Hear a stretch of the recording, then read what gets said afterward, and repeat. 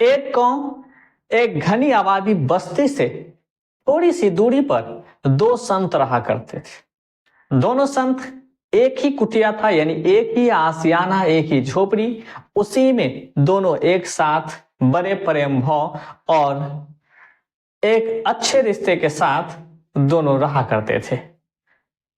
और दिन भर दो अलग अलग दिशाओं में वो दोनों जाते, भिक्षा मांगते, अपने होठों पर भगवान की नाम लेते, भजन कीर्तन करते, मंदिरों में पूजा पाठ करते हैं। और अक्सर जो लोग उन्हें बुलाते उनके घर में जाते, भक्ति भाव करते थे, आराधना करते थे, पूजा करते थे और दिन भर भगवान के नाम का रट लगाते हैं, यानी भगवान की नाम का जप करते रहते हैं।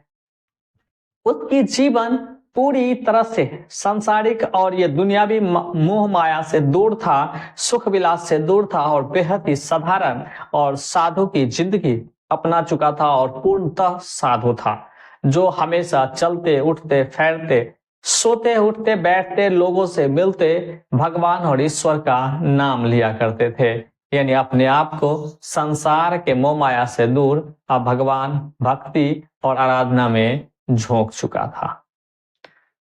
दोस्तों, लेकिन पूरे दिन कहीं भी रहता, कहीं भी घूमता, किसी भी मोहल्ला में रहता या किसी के घर में पूजा पाठ या आराधना कर रहा होता या किसी मंदिर में वो विचलन कर रहा होता, लेकिन संध्या होते होते ही वो अपनी कुटिया की तरफ रुक करता और कुटिया पर आ ही जाता और रात कुटिया में ही दोनों एक साथ बिताते थे। एक समय की बात है, वो जब पहला साधु अपने कुटिया पर आ रहा था, जो पूरे दिन यानी पिछले दिन की तरह वो अलग अलग मोहल्लों से घूमकर जो ही कुटिया पर आया, देखता है उसका कुटिया दूर से ही टूटा और बिखरा पड़ा हुआ है।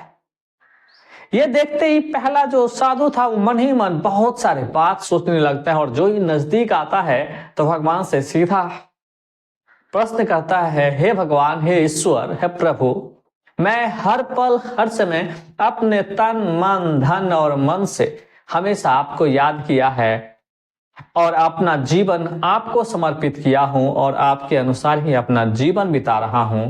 हमेशा आपका नाम जपता हूं, हर जगह पूजा पाठ करता हूं, हर मंदिर जाता हूं, हर वो आदमी के पास जाता हूं जो आपसे प्रेम रखते हैं, आपकी पूजा करते हैं, आराधना करते हैं और भजन कीर्तन करते हैं। लेकिन तूने हमारा घर तोड़ दिया, जहां मैं रात को सुकून के साथ सोता था, आपने उन्हें ही बिगाड़ दिया।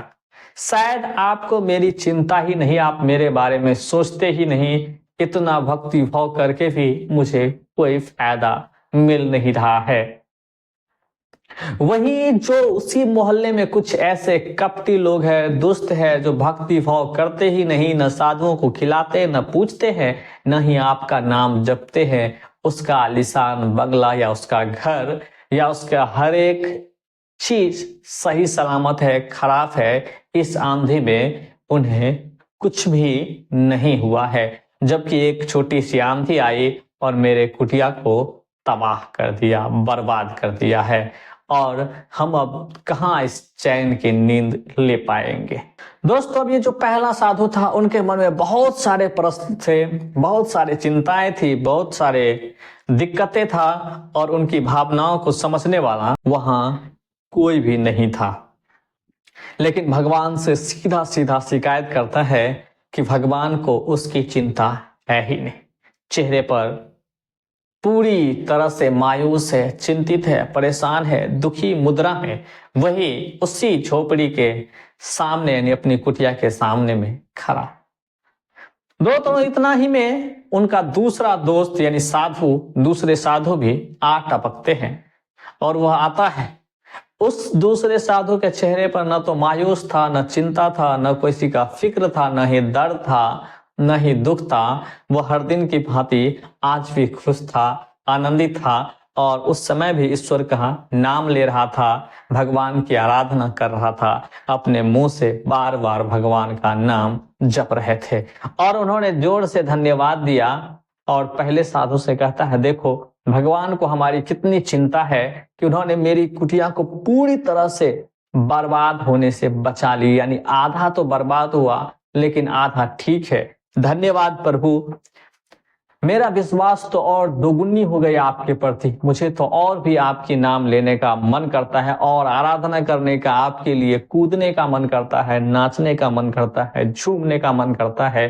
क्योंकि अगर आप नहीं होते, आपका हाथ मेरे ऊपर नहीं होता, अगर आप चिंता नहीं करते, ये पूरी कुटिया न जाने कहां से कहां चली गई होती और हम चैन से रात में सो भी नहीं पाते।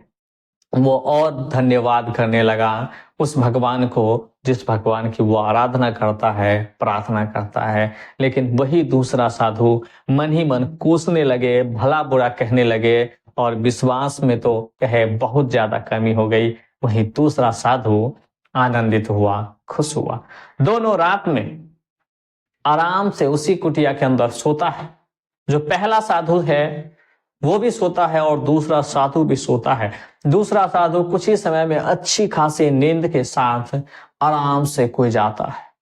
सोने के बाद न तो कोई चिंता है, न फिक्र है, न कोई समस्या है, न दुख है, न तकलीफ है।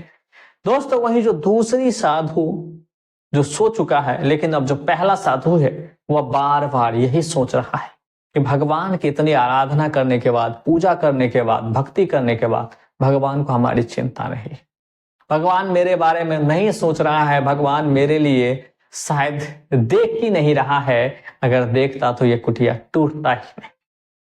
दोस्तों, तमाम सवाल था, लेकिन पूरी रात भी वही सोचता रहा। न तो अच्छी नींद आई, न अच्छी तरह से सो पाया, न ही उन्हें चैन और सुकून मिला, बल्कि यही सोच सोच के पूरा रात खराब किया और अपनी सर दर्द को भी बढ़ाया और चिंता, समस्या, दुख और तकलीफ को उन्होंने खुद से और भी ज्यादा कर लिया। यानी पहले से उनके दुख में इजाफा हो चुका था, उनकी समस्याओं को बढ़ चुका था और जो अविश्वास था भगवान और ईश्वर के प्रति वो भी अब कुछ ज्यादा ही हो चुका था। और पहला साधु का यही सोच सोच कर भगवान उनसे दुखी है, भगवान उससे खुश नहीं है, या भगवान उसके और भी कष्ट दे रहा है, या उसकी प्रार्थना में, आराधना में, भक्ति में कुछ कमी रह गई है। यही होते और सोचते सोचते उनकी पूरी रात खराब हो गई। चिंता, फिक्र और समस्या तो बढ़ ही चुका है।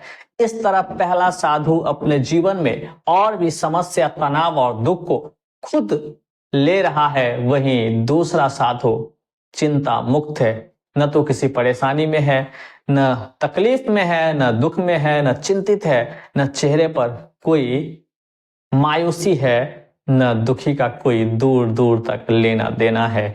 वह खुश है, आनंदित है और एक नई शुरुआत करने के लिए तैयार। दोस्तों, इस कहानी से जो हमें सीखने को मिलता है, जिंदगी या परिस्थिति में, किसी भी परिस्थिति में क्यों न हो, किसी भी हालात में क्यों न हो, कैसी भी दर्दनाक और कठिन सिचुएशन में क्यों न हो, जो बीत गया सो बीत गया और आगे जिस उत्साह से, जिस खुशी से हमें आगे की सफलता करना है, हमें उसके बारे में सोचना है और कैसे अच्छा हो उसके बारे में सोचना है। जो हुआ वो भी अच्छा के लिए हुआ और जो होगा वह भी अच्छा के लिए होगा। ऐसा ना हो कि कल का दिन जो खराब था, यह सोच सोच कर आने वाले जो कल है उन्हें भी खराब न करे, बल्कि आने वाले कल को एक नई ऊर्जा, नई आनंद और नई खुशी के साथ जिए, नई खुशी और नई ऊर्जा के साथ उस कार्य को अंजाम दे। यकीन मानिए, आपकी जिंदगी एक अच्छे मार्ग पर है और ईश्वर हमेशा हर किसी के साथ। इसलिए दोस्तों, पिछले समस्याओं को सोच सोच कर आने वाले समय को खराब न करें, बल्कि एक नई शुरुआत करें। इस घटनाक्रम के बारे में आप क्या सोचते हैं? साधुओं के बारे में आपके क्या विचार है? कमेंट करके जरूर बताएं। अगर यहाँ तक आ गए तो वीडियो को एक लाइक कर दीजिए और चैनल को भी सब्सक्राइब कर दीजिए।